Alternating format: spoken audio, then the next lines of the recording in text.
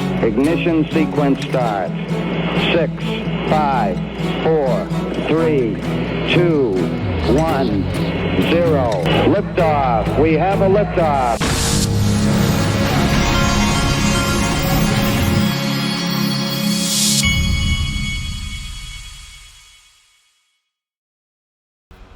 Hey everybody, this is the Digital Asset Investor, and somehow, I don't know how it happened, but somehow my window in my truck, the driver's side window, broke and it had a crack that kept on expanding and getting bigger and bigger and bigger. I don't even know if a rock hit it. I have no idea what happened, but somehow it got a crack in it, and I just had to get it replaced in my driveway, and it was expensive, real expensive. I was thinking a couple $100. No. I mean, golly. But it's done. It's no longer cracked. Okay, check it out. Let's hit the refresh button on the market. We had a Bitcoin. I think Bitcoin went up and touched about 106,000 or so. XRP has been just hanging in there for the last few days. Everything seems to just be kind of consolidating. Bitcoin is everything. For those of you that haven't been here in these previous bull runs, everything kind of typically goes in a cycle. You'll see Bitcoin run by itself at first, and then a lot of the altcoins will follow a few days later usually. And what we've been seeing a lot of, the interesting thing about this market is we haven't seen a bunch of new money. The new money has not come in, not the kind of money we're talking about that's coming into this space. And so everything you've seen is really just money rotating out of, like one day you might have all these low cap, risky, high risk crypto. They might be going nuts. And then the next day it might be some of the ones that are more the core of the type things I like, that are going to have real utility and be a part of the infrastructure. You might see those surge like XRP. And then you might see it go back to Bitcoin, and then you might see it go to meme coins. But it seems like all the capital's just taking turns rotating into a lot of this stuff. But in the end, you know what I think. XRP's about to explode. XRP's been consolidated. It's pulled back a few times. It's consolidated, but it just keeps hanging right there, which makes me feel like we're going to do exactly what Whale Insider says is about to explode. Ready? And of course, I am locked in, like Brad Garlinghouse is. Chad Steingraber says 2 solid weeks of XRP red outflows, and we still held the $2.40 battle line. Ready for an explosive green inflow week. I think that these guys are on it. XRP from eGrad Crypto, XRP face melting phase, ranging mode. This post takes a closer look at XRP across 5 time frames, weekly, 3-day, daily, 8-hour, 2-hour. I'm going to go down to the parts. First it says critical level is 220. For bearish formations remain valid, the candle body must now close above 220. And as we go down, let's get down to the fun part. Let's see, round in here. Daily time frame analysis. The daily chart is looking bullish as F. And if the current pattern plays out, $7.50, $8.10 could be the next target. However, I'm in the camp that Bitcoin needs to make its big move to 120 to 130K. Until then, XRP might continue. All right, now a couple of things along all of these lines that I want to point out. This is something that happens every year, folks. So watch out for it. At the end of the year, we're December 16th right now. At the end of the year, people do a lot of tax selling. So a lot of times we have a dump towards the end of the year. Now, am I going to do anything about that? No. I'm more in the, not with my XRP, that is. What I'm thinking here, well, I'll get to that in a minute, but I just wanted to make everybody aware of that, of the tax selling that goes on. Sometimes it's not as heavy as some, but we'll see. Now, I don't know what in the world Molly Elmore is thinking, but you are not allowed to tweet things like this on X. The crypto Gestapo does not allow you to even begin to say things like this. First, let's show the tweet that she was covering. SWIFT founded 1973 by 239 banks, creating a unified international transaction and transmission system. XRP Ledger launched 2012 and is about to become the new international transaction and transmission system in the coming days. XRP needs to be beyond $10,000 a function to function effectively. Molly comes in and says there is asymmetrical risk with the market value of XRP once big markets like derivatives and global trade use it for utility and consequentially store a value. The incoming financial system doesn't want a liquidity crisis, a very high value XRP. Folks, what do I want to say here? Crypto Gestapo police alert. Warning, warning, warning. Molly Elmore is about to say something she's not allowed to say. I am not endorsing what Molly's saying. I'm not saying that I believe what Molly's saying. Crypto Gestapo, please stay away from me, okay? I'm just showing you the tweet. Please forgive me.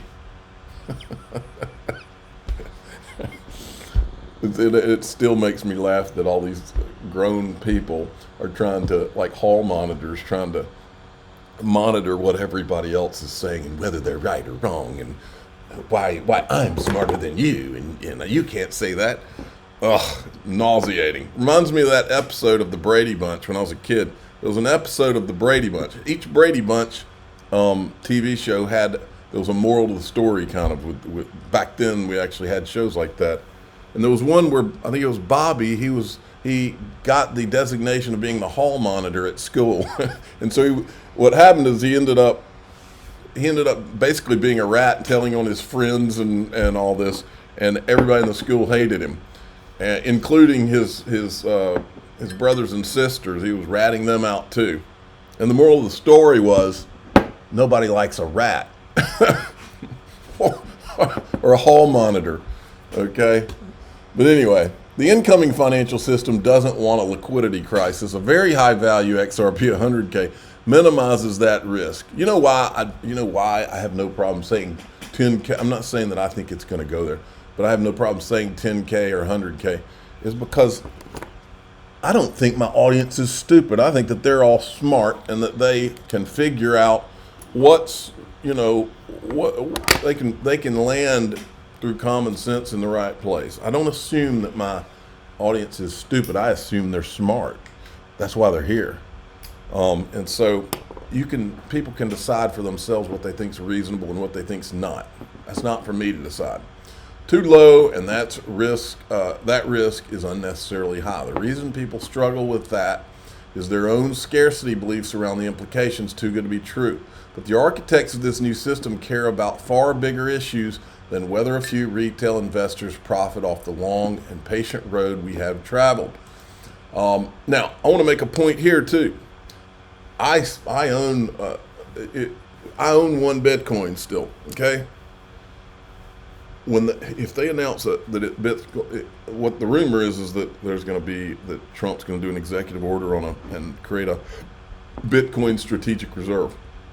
I'm waiting for that announcement. I'm waiting for the rocket ship of Bitcoin to at least hit 120 to 150,000 in this cycle because of that type of announcement or some things like that.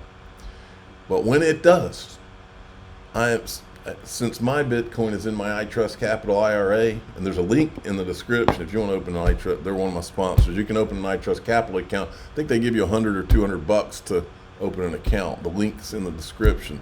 Now, but I've got my one Bitcoin in an IRA, and because of that, I can trade in and out of it with no tax consequences. So if Bitcoin hits that 120 to 150 range, I wouldn't think twice about, especially if XRP has not moved yet, I wouldn't think twice about off of that selling my Bitcoin into XRP, sitting there for a little while and seeing what happens.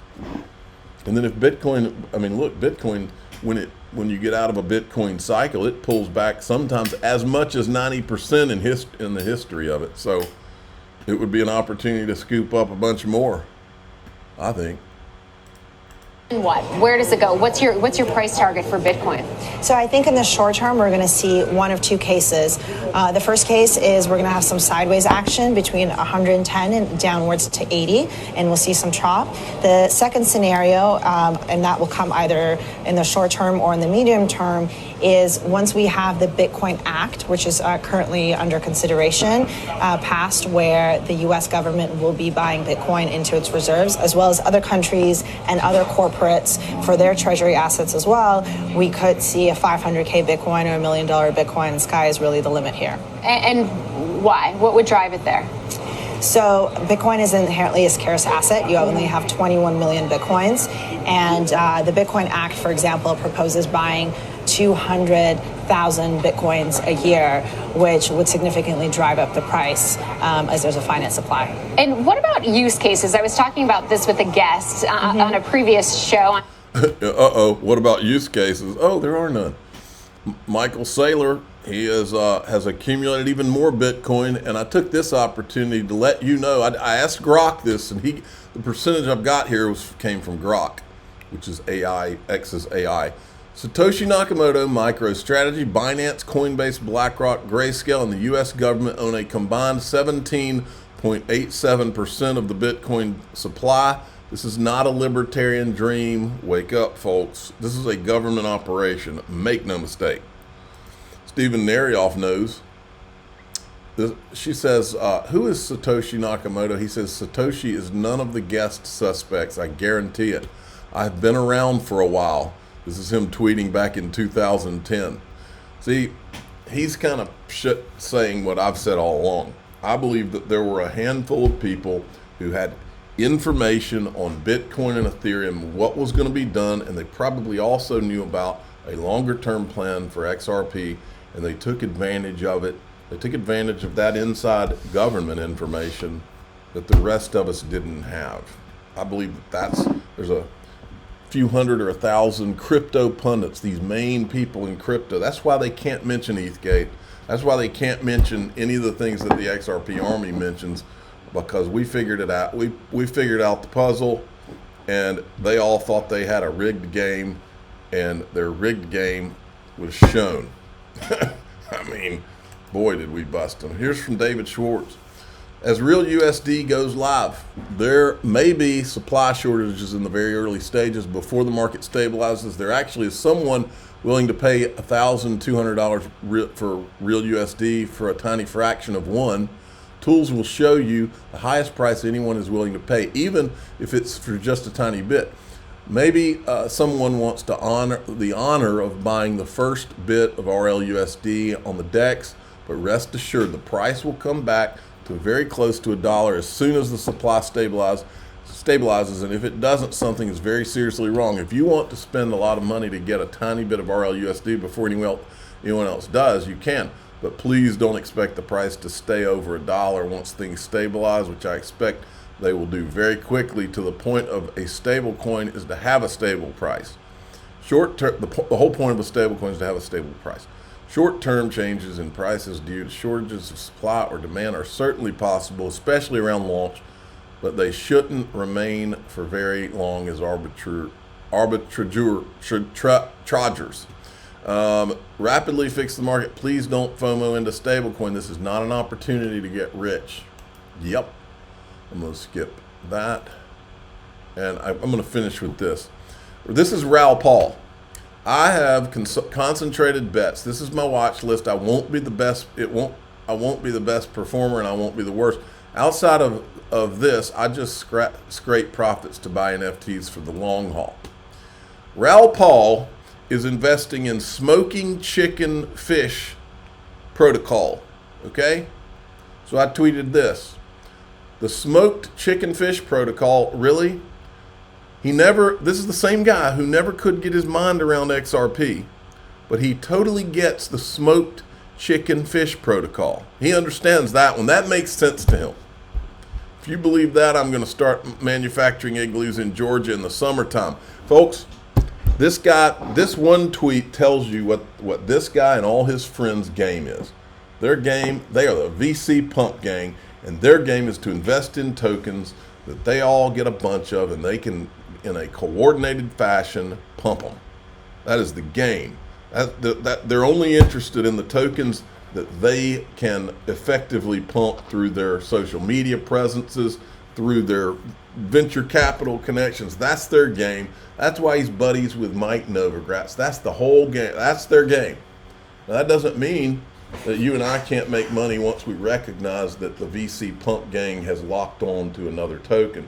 You can probably make, I'm sure they've probably set themselves up so that they can make a lot of money on the smoked chicken fish protocol. That's not why the digital asset investor is here. I'm not here to play these, what I consider to be unethical games and well, as long as we're talking about smoked chicken fish, I'm not here to play chicken shit games. I'm here for as a long-term investor in what I believe in the in the internet of value, and what I think is going to change my family's lives for the long term over a long period of time. That's why I've been locked on XRP for all this time.